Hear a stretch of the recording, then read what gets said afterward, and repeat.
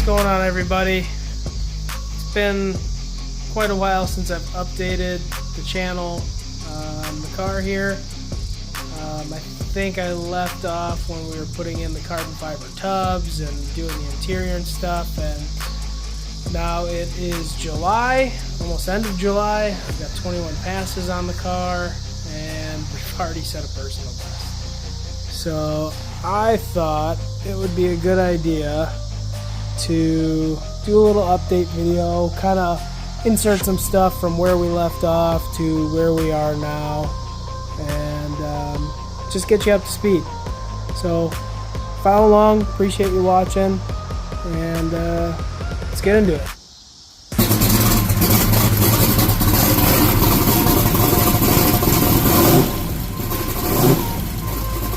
Well, I got the motor in, I got it running, and unfortunately I heard a noise.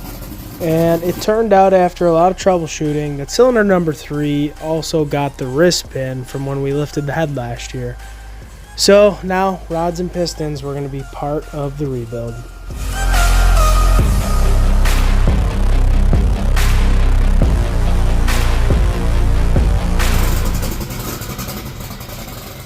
So it started with new heads and valve train, went to new rods and pistons, and while that was apart, I said, why not just change the turbo too? So from a 107 to a 114 forced inductions turbo, and at the same time, let's just change the cam too. I always wanted to see if this thing would turn some more RPM with a little more cam in it, so Rick Crawford set us up with something a little bigger than what we had, and I got the car running again, and it sounded pretty good.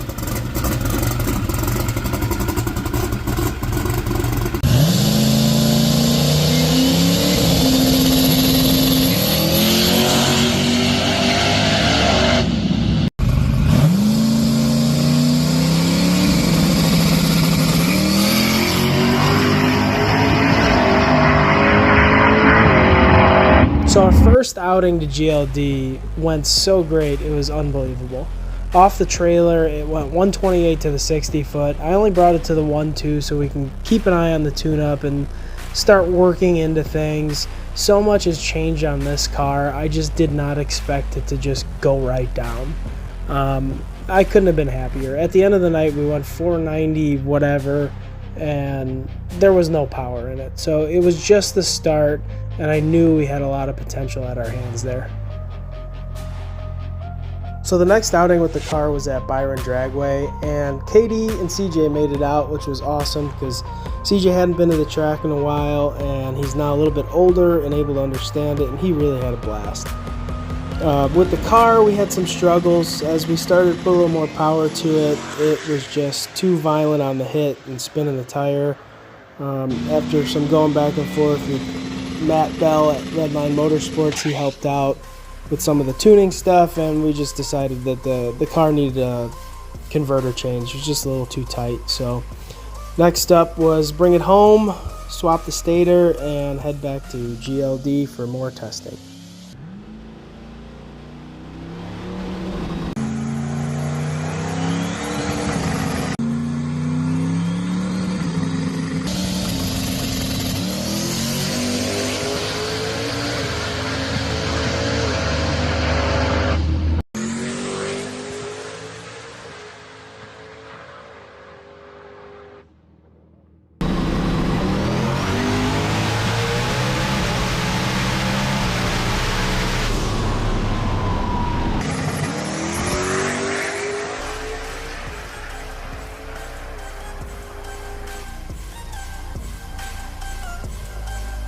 So that was a pass. That I can get behind. So testing at GLD went real good with the new stator. We were only a few numbers off of the best we've ever been at GLD. We went 468 a few years ago with like a 115 60 foot. So, you know, this being a 471 and a much slower 60 foot definitely showed the promise and the potential this car had, as well as we were nowhere close to putting all the power in it yet. With 15 total passes on the car, I was starting to gain some confidence in the motor and chassis that I built, and decided it's time to start getting after this thing. Nowhere better to do that than US 131 in Martin, Michigan. We jumped in a rental, and as always, that place did not disappoint. We were able to set a new personal best with the car, and while we're starting to get up there in the power range with it, it's still got a good bit left.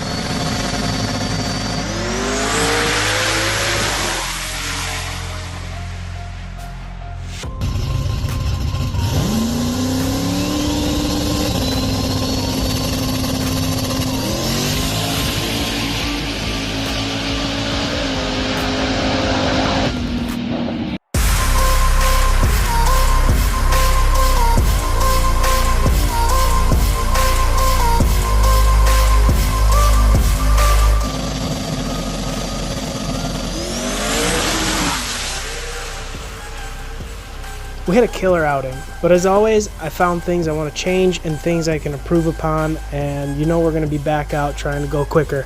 So thanks for watching and stay tuned. See you in the next one.